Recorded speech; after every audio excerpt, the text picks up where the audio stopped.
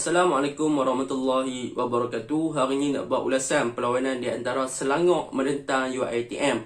Okey, pada perlawanan ni Selangor seri dengan UiTM 3 sama, yang mana gol dijaringkan oleh Ifidayo 2 dan juga Sandro 1, manakala untuk UiTM Gustavo 2 dan Rabih Ataya 1. Gergasi Malaysia tak boleh menang lawan dengan pasukan universiti. Okey, sebenarnya tak terkejut pun. Sebab apa? Sebab UiTM ni memang satu pasukan yang saya boleh katakan agak konsisten selepas Liga ditangguhkan. Bahkan UiTM juga adalah pasukan yang memang pada awal season lagi mereka telah menunjukkan yang mereka ni mampu bagi cabaran kepada kelab-kelab besar dalam Liga Super pada tahun 2020 ni. Okey, saya mulakan dengan pasukan UiTM dahulu, yang mana kekuatan pasukan UiTM adalah bermulanya ketika second half, iaitu selepas pertukaran yang dilakukan oleh Frank Bernard, yang mana dia keluarkan Osman Fadil dengan memasukkan Rafi Yaakob. Dengan pertukaran player, seorang defensive midfielder dengan attacking midfielder, mereka bermain di second half dengan sangat ofensif ataupun memang sangat intensity yang tinggi, iaitu mereka bermain untuk mencari gol pada second half, yang mana perkara ni telah membuktikan yang UiTM sebenarnya jika bermain dengan ruang yang terbuka dan juga bermain dengan intensity yang tinggi, mereka mampu menjaringkan gol dalam masa yang sekejap saja. Dalam masa 17 minit lawan dengan Gergasi Malaysia pada perlawanan semalam, UiTM boleh menjaringkan 3 gol. Dan 3 gol tu juga membolehkan UiTM comeback daripada ketinggalan 2-0 kepada 3-2. Tak bayang, hampa rasa UiTM kelab biasa-biasa ke kelab hebat kan? Tu sebab orang kata UiTM di hatiku. Jadi dengan kemasukan Rafi Yaakob pada perlawanan semalam menggantikan Osman Fane, UiTM di second half memang satu pasukan yang berbeza ketika mana first half, yang mana mereka tak dapat baca sangat gameplay Selangor main macam mana kan. Dan sebab Selangor main diamond shape kan, dengan bentuk diamond di shape semua tu. Jadi bila mana masuk second half, tukarnya Osman Fane yang main defensif tu dengan buat masuk Rafi Yaakob, perubahan perlawanan memang dapat dirasai dengan kreativiti yang dimiliki oleh Rabih Ataya, kemampuan fizikal yang dimiliki oleh Mak Haman dan juga Gustavo membolehkan mereka menjaringkan 3 gol dalam 17 minit sahaja. Yang kedua, apa yang saya suka tentang UiTM adalah pemain-pemain import dia, iaitu di bahagian serangan Gustavo, Mak Haman, Rabih Ataya, yang mana mereka ni mempunyai skill individu yang tersendiri, terutamanya Rabih Ataya.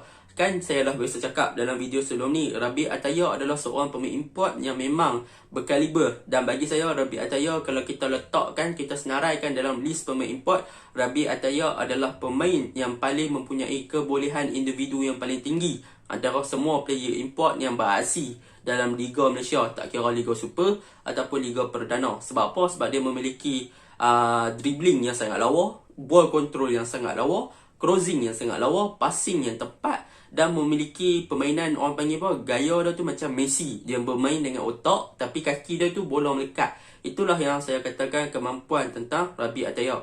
Yang ketiga, apa yang saya suka adalah pada second half UiTM punya defending, yang mana defend mereka baru dapat baca bagaimana Selangor bermain dengan taktikal yang baru selepas B. Satyanarayana dipecat.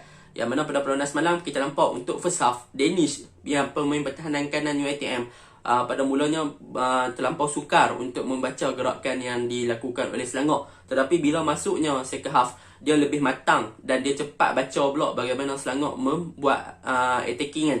Jadi perkara itu membolehkan Danish dengan mudahnya adaptasi second game ni untuk mematahkan serangan-serangan yang dilakukan oleh pasukan Selangor. Itu yang saya nampak untuk second half bagi pasukan UiTM. Untuk kelemahan pasukan UiTM sebenarnya waktu first half, mereka tengah membaca corak permainan Selangor dengan agak lambat. Sebab apa? Kemungkinan besar sebab taktikal yang diterapkan oleh coach baru kan.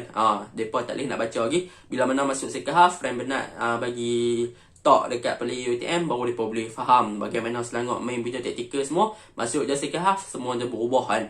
Itu untuk pasukan UiTM. Untuk pasukan Selangor, untuk first half memang saya katakan mereka adalah pasukan yang diberi nafas baru selepas pertukaran B. Satyanarayana, yang mana mereka bermain dengan sangat lawa, bermain dengan diamond shape, iaitu 4-3-3 dengan adanya Rufino di depan, Ifidayo dan juga Sandro. Dan di bahagian tengah ada Brandon Gan, ada Safwan Baharudin dan juga Sakurnen. Itu adalah satu gandingan yang mantap di bahagian tengah dan bahagian serangan Selangor, Yang mana untuk first half mereka berjaya menjaringkan 2 gol. Hasil jaringan yang cantik pula tu daripada Sandro dan juga Ifidayuan. Ya, daripada build up gameplay yang sangat-sangat lawa daripada bawah, gol sampai kat pertahanan UiTM, gol kan. Inilah yang saya nampak pembaharuan dalam pasukan Selangor selepas coach dia bertukar, iaitu corak permainan Selangor lebih mempunyai intensity yang sangat tinggi dan mempunyai corak passing pendek ataupun tiki-taka yang sangat lawa. Mereka dah jarang main long passing. Waktu Bisatan ada dulu mereka main long passing. Lawangan Selangor ni, lawangan WTM ni, Selangor main dengan corak short passing kan. Jadi memang satu perubahan yang sangat ketara. Yang kedua, apa yang saya suka tentang Selangor yang baru saya nampak selepas pertukaran coach adalah mengenai muka-muka baru dalam pasukan Selangor. Yang mana sebelum ni kita nampak kalau Selangor nak tukar player, mereka masuk Rufino, tak pun Karim Muhaimin, tak pun Sin Savaras, tak pun Prabhakaran, tak pun Sakunan dan sebagainya. Tetapi dengan coach baru semalam, dia membawa masuk player yang mana baru berumur 20 tahun, iaitu Alif. Yang mana Alif pun memberikan persembahan yang terbaik untuk pasukan Selangor kan, selepas menggantikan Sakunan. Lepas tu Tamil Maran yang mana bermain menggantikan Taylor Regan. Ini adalah muka-muka baru yang sepatutnya diberi peluang oleh Satya Naden sebelum ni. Tetapi pada perlawanan semalam baru saya nampak muka-muka ni diberi peluang oleh coach baru, iaitu Michael Fistenberg dah. Saya tak sebut nama dah. And ini adalah satu perubahan yang bagus untuk pasukan Selangor apabila mereka mampu untuk menerapkan pemain-pemain dan muka-muka baru dalam skuad utama Selangor selepas pertukaran coach.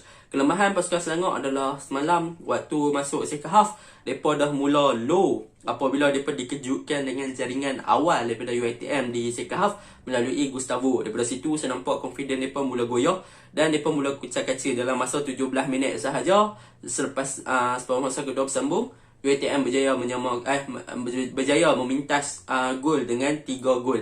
Inilah kelemahan pasukan Selangor apabila momentum mereka tu tak kekal lama, yang mana mereka hilang fokus untuk second half disebabkan perubahan corak permainan yang dilakukan oleh pasukan UiTM. Secara rumusannya pada perlawanan semalam, Selangor sangatlah bernasib baik apabila mereka tak kalah dengan UiTM, yang mana mereka dapat penalti last minute kan. Boleh dikatakan macam Manchester United Cumanya Manchester United dapat penalti selepas game dah tamat. Ni Selangor dapat penalti sebelum game tamat kan. Lepas Selangor gol tu whistle tiup. Macam tu lah. Secara rumusannya kedua-dua perlawanan memang perlawanan semalam rancak saya kata. Selangor lawan UiTM cumanya boleh berakhir dengan 3 sama. Tak ada siapa yang menang seri. Itu sahaja. Sekian.